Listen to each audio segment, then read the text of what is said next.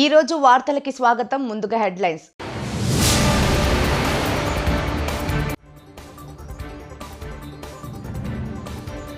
కొంప ముంచిన Costa app.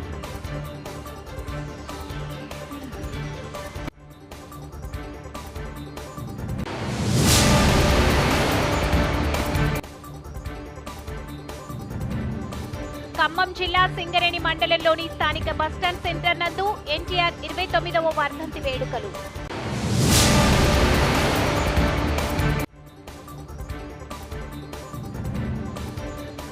సినీ యాక్టర్గా రాజకీయ నాయకుడిగా గొప్ప పేరు ప్రఖ్యాతలు సాధించిన ఘనత ఒక్క ఎన్టీఆర్కే.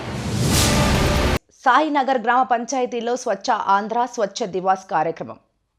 సాయినగర్ గ్రామ పంచాయతీ స్వచ్ఛాంధ్ర స్వచ్ఛ దివాస్ కార్యక్రమం తిరుపతి రూరల్ మండలం సాయినగర్ గ్రామ పంచాయతీలో ఈ రోజు 18/1/2025 ఆంధ్రప్రదేశ్ రాష్ట్ర ముఖ్యమంత్రి శ్రీ నారా చంద్రబాబు నాయుడు, ఉప ముఖ్యమంత్రి శ్రీ కొణిదెల పవన్ కళ్యాణ్ మరియు చంద్రగిరి శాసనసభ్యులు శ్రీ పులవర్తి నాని పిలుపు మేరకు న్యూ ఇయర్ క్లీన్ స్టార్ట్ థీమ్తో స్వచ్ఛ ఆంధ్ర స్వచ్ఛ దివాస్ కార్యక్రమాన్ని విజయవంతంగా నిర్వహించడం జరిగింది.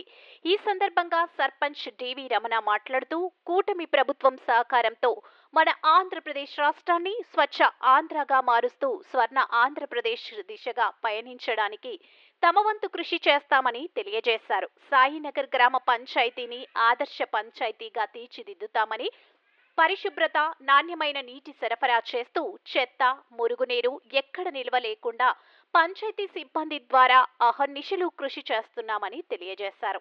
ఈ సందర్భంగా పంచాయతీ కార్యదర్శి శ్రీమతి టి శ్రీలేఖ అందరి చేత స్వచ్ఛతా ప్రమాణం చేయించారు. ఉప సర్పంచ్ శ్రీ టి సోమశేఖర్ రెడ్డి మాట్లాడుతూ, ప్రతి నెల 3వ శనివారం స్వచ్ఛ దివాస్ పాటిస్తూ పరిసరాలు పరిశుభ్రంగా ఉంచడానికి అందరూ తమ వంతు కృషి చేయాలని తెలియజేశారు. ఈ కార్యక్రమంలో పంచాయతీ కార్యదర్శి శ్రీమతి శ్రీలేఖ, ఉప సర్పంచ్ టి సోమశేఖర్ రెడ్డి, పంచాయతీ వార్డు సభ్యులు శ్రీనివాసులు, జయముని, దివ్యగిరి, శ్యామలమ్మ, సుజాతమ్మ, సర్వేశ్వరరావు, భారతి, మాధవి, సచివాలయ సిబ్బంది, సంఘమిత్రాలు, బుజ్జమ్మ, అమ్మలు, ఆరోగ్య సిబ్బంది, అంగన్వాడీ సిబ్బంది, పంచాయతీ సిబ్బంది, గ్రామ ప్రజలు తదితరులు పాల్గొన్నారు. ఆంధ్రప్రదేశ్ సాధించే సంకల్పానికి కట్టుబడి ఉంటానని ఈరోజు పరిశుభ్రత గురించి నేను వేసే ఈ ముందడుగు ఆంధ్రప్రదేశ్ రాష్ట్రాన్ని శుభ్రపరచడంలో సహాయం చేస్తుందని నమ్ముతూ ఈ రోజు నుండి నా తోటి వారికి స్వచ్ఛతపై అవగాహన కల్పించడానికి ప్రయత్నిస్తానని మన ఆంధ్రప్రదేశ్ ను స్వచ్ఛ ఆంధ్రప్రదేశ్ గా తీర్చిదిద్దేటట్లు నా వంతు కృషి చేస్తానని ప్రమాణం చేస్తున్నాను. స్వర్ణాంధ్ర స్వర్ణాంధ్ర స్వర్ణాంధ్ర స్వర్ణాంధ్ర స్వర్ణాంధ్ర స్వర్ణాంధ్ర స్వర్ణాంధ్ర స్వేచ్ఛా దివస్. జయశంకర్ భూపాలపల్లి జిల్లా కేంద్రంలోని మంజు నగర్లోని శ్రీ వెంకటేశ్వర స్వామి దేవాలయం వద్ద స్వల్ప ఉద్రిక్తత చోటు చేసుకుంది. శ్రీ వెంకటేశ్వర స్వామి దేవాలయంను ప్రభుత్వం ఆధీనంలోకి తీసుకోవడానికి దేవాదాయ శాఖ అధికారులు వస్తున్నారన్న సమాచారం మేరకు మాజీ ఎమ్మెల్యే గండ్ర వెంకటరమణారెడ్డితో పాటు బీఆర్ఎస్ పార్టీ నాయకులు భారీగా ఆలయానికి చేరుకున్నారు. రాష్ట్ర దేవాదాయ శాఖ కమిషన్ ఆదేశాల మేరకు ఆలయానికి చేరుకున్న దేవాదాయ శాఖ అధికారులను బీఆర్ఎస్ నాయకులు గుడి ప్రాంగణంలో అడ్డుకున్నారు. ఎలాంటి నోటీసులు ఇవ్వకుండా ఫైల్స్ పట్టుకొని ఎలా వస్తారని అధికారులను ప్రశ్నించారు. జిల్లాలో ఎన్నో దేవాలయాలు ఉండగా వెంకటేశ్వర స్వామి దేవాలయం ఎండోమెంట్ పరిధిలో తీసుకురావడంలో ఆంతర్యం ఏమిటని వాగ్వాదానికి దిగారు. రాజకీయ కక్షలో భాగంగానే అధికారులు ఆలయానికి వచ్చారని మాజీ ఎమ్మెల్యే గండ్ర వెంకట రమణారెడ్డి ఆరోపించారు. మాజీ ఎమ్మెల్యే గండ్ర వెంకట రమణారెడ్డి ఆరోపించారు. మాజీ ఎమ్మెల్యే వెంకట రమణారెడ్డితో పాటు బీఆర్ఎస్ నాయకులు వారిని అడ్డుకోవడంతో చేసేదేమీ లేక వెంకటేశ్వర స్వామిని దర్శించుకొని బయటకు వెళ్లిపోయారు. ఈ సందర్భంగా దేవాదాయ శాఖ అధికారిని సునీత మాట్లాడుతూ ఈ దేవాలయం ప్రభుత్వ స్థలంలో నిర్మించడమే కాకుండా డిఎంఎఫ్టి నిధులు ఈ దేవాలయ నిర్మాణానికి ఉపయోగించారని ఆమె తెలిపారు. ప్రభుత్వ నిబంధనల ప్రకారం ఇది దేవాదాయ శాఖ పరిధిలోనే తీసుకురావాలని మా కమిషనర్ ఆదేశాల మేరకు ఇక్కడికి వచ్చామని అన్నారు. ఇక్కడికి రాగానే ఈ దేవాలయ నిర్వాహకులు మమ్మల్ని లోనికి వెళ్లకుండా అడ్డుకున్నారని ఆమె తెలిపారు. మాజీ ఎమ్మెల్యే గండ్ర వెంకట రమణారెడ్డి మాట్లాడుతూ ఈ దేవాలయం ప్రజల సౌకర్యార్థం ప్రజలపై భగవంతుడి ఆశీస్సులు ఉండాలని, దేవాలయం నిర్మిస్తే నేను ఓడిపోయినాక ఒక రాజకీయ కక్షతో ఈ దేవాలయం విషయంలో కక్ష సాధింపు చర్యలకు పాల్పడుతున్నారని అన్నారు.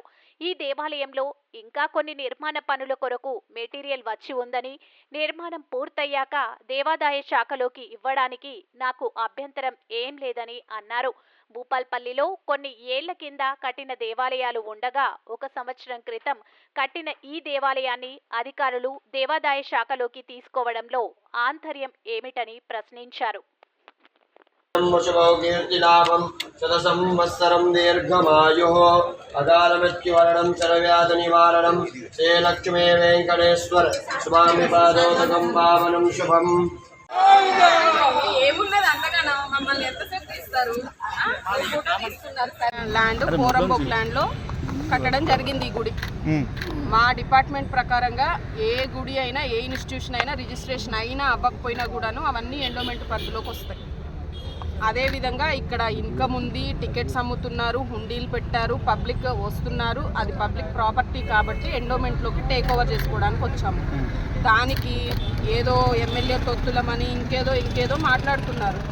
మాకైతే ఎలాంటి పొలిటికల్ ప్రెజర్ లేదు. ఇన్స్ట్రక్షన్స్ ప్రకారంగా మేము టేక్ ఓవర్ చేసుకోవడానికి రావడం జరిగిందండి. దానికి దేవస్థాన కమిటీ మెంబర్స్ వాళ్ళు ఎవరు సహకరించలేదు.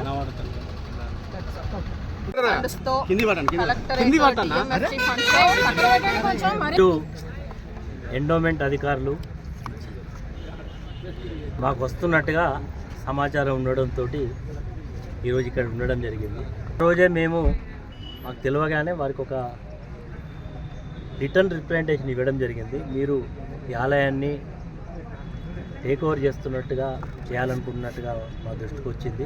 ఒకవేళ మీరు టేక్ ఓవర్ చేయాలనుకుంటే ఈ ఆలయానికి సంబంధించినటువంటి పనులు జరుగుతున్నాయి.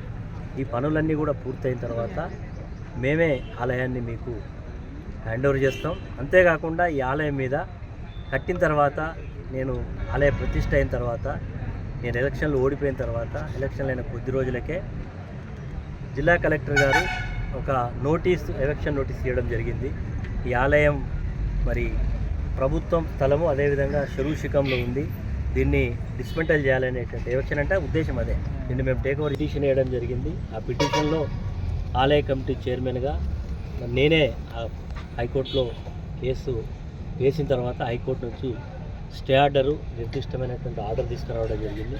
అంత తతంగం జరుగుతున్న సందర్భంలో ఆగామేఘాల మీద మరి ఈరోజు ఈ ఆలయాన్ని తీసుకోవాల్సినటువంటి అవసరం ఏముంది, మరి కొంత సమయం ఏమని కూడా మళ్ళీ మరి విజ్ఞప్తి చేయడం జరిగింది. ఈరోజు కూడా వాళ్ళు వచ్చినప్పుడు జనరల్గా ఏదైనా తీసుకున్నప్పుడు ఒక నోటీస్ ఇస్తారు.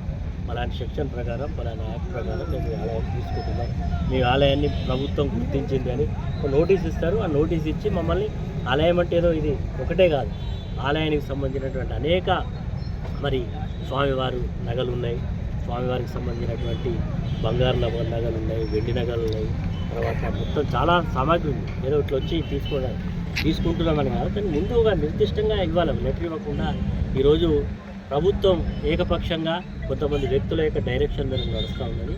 మేము కూడా న్యాయ సలహా తీసుకోవడం జరిగింది. ఎవరైనా ఒక కార్యక్రమం తీసుకున్నప్పుడు తప్పకుండా నోటీస్ ఇవ్వడం అనేది ఆనవాయితీ ఉంటుందని చెప్పింది.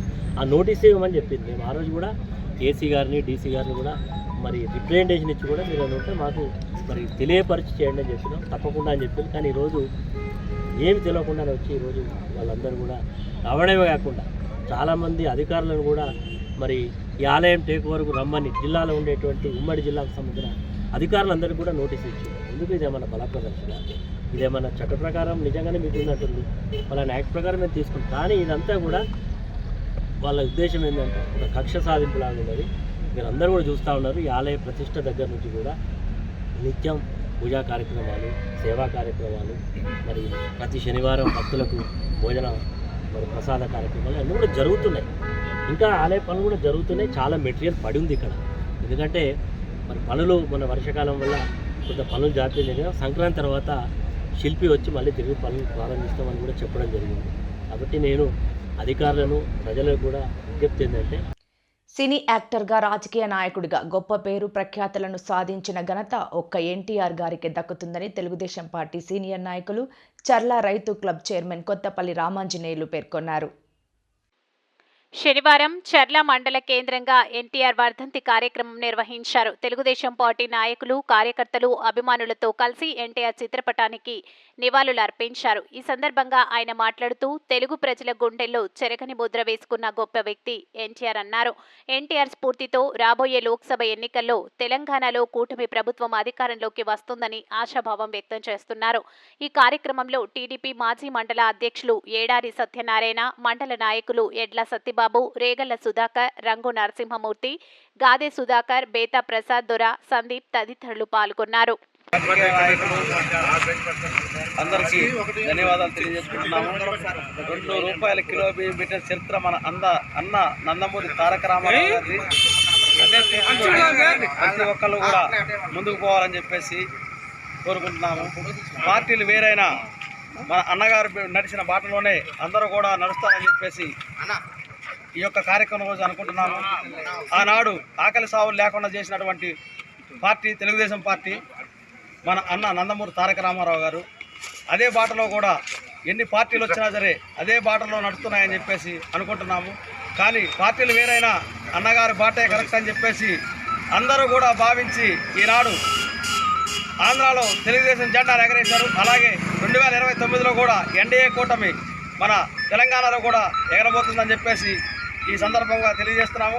ఎందుకంటే ప్రజలందరికీ కూడా నందమూరి తారక రామారావు గారు పెట్టిన అటువంటి కార్యక్రమాలు, పల్లెపల్లికి రోడ్డు ఏంటి, పల్లెపల్లికి స్కూల్ బిల్డింగ్ ఏంటి, ₹2 కిలో బియ్యం ఏంటి అన్నీ కూడా తెలుసుకునే పరిస్థితి వచ్చింది. కాబట్టి అన్ని పార్టీల నాయకత్వం కూడా ఇక్కడ ఎన్డీఏ కూటమి ఏర్పడాలి, ఎన్డీఏ కూటమి అయితేనే రాష్ట్రం బాగుపడుతుందనే ఉద్దేశంతో 2029లో ఖచ్చితంగా ఎన్డీఏ కూటమి జెండా ఎగరవేస్తారు. అందరికీ నమ్మకం ఉంది. అదేవిధంగా వచ్చినటువంటి వివిధ రాజకీయ పార్టీ నాయకులందరికీ కూడా ధన్యవాదాలు తెలుపుతూ ఈ కార్యక్రమాన్ని welcome to city news. Khammam జిల్లా సింగరేణి మండలంలోని స్థానిక బస్టాండ్ సెంటర్ నందు ఎన్టీఆర్ 29వ వర్ధంతి వేడుకల్లో భాగంగా ఎన్టీఆర్ విగ్రహానికి పూలమాలలు వేసి ఘనంగా నివాళులు అర్పించారు. ఈ కార్యక్రమంలో జిల్లా అధికార ప్రతినిధి మండపూడి శ్రీనివాసరావు, గ్రామ అధ్యక్షులు కొండలరావు, కార్యదర్శి చిన్ని శ్రీనివాసరావు, గంగరపోయిన శ్రీను, డొంకెన రవీందర్, మేకల యాదగిరి, హోటల్ రాము, మధు, కరణ్, గౌసుద్దీన్, హర్ష, రాజేష్, అడ్డగూడ ఐలయ్య తదితరులు పాల్గొన్నారు.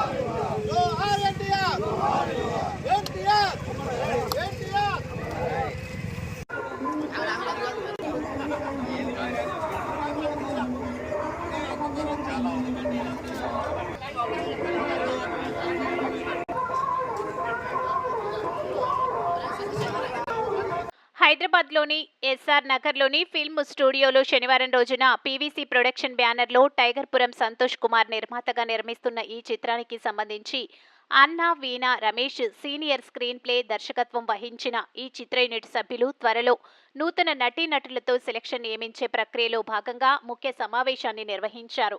ఈ సందర్భంగా దర్శకుడు రమేష్ మాట్లాడుతూ ఉమ్మడి నల్గొండ జిల్లాలోని వివిధ మండలాల్లోని గ్రామీణ ప్రాంతాల్లో ఈ యొక్క చిత్రాన్ని మొదటగా ప్రారంభిస్తామని, కొన్ని ప్రాంతాల్లో షూటింగ్ సన్నివేశాలు చిత్రీకరణ జరుగుతుందని, అదేవిధంగా ఫిబ్రవరి మొదటి వారంలో ఉమ్మడి నల్గొండ జిల్లాలో నటీనటులు సెలక్షన్ ఉంటుందని, మరలా మిగతా జిల్లాలకు సంబంధించి ఫిబ్రవరి 2వ వారంలో మిగతా నటీనటుల సెలక్షన్ ఉంటుందని నిర్మాత టైగర్పురం సంతోష్ కుమార్తో చర్చించి ఈ నిర్ణయం తీసుకున్నట్లు దర్శకుడు రమేష్ మీడియాకు తెలిపారు. ఈ ముఖ్య సమావేశంలో కతకొండ లత, నూతన చిత్ర టీం సభ్యులు బండమీది రవి ముదిరాజ్, మిర్యాల నాగరాజు గుప్తా, అర్పితరెడ్డి తదితరులు పాల్గొన్నారు.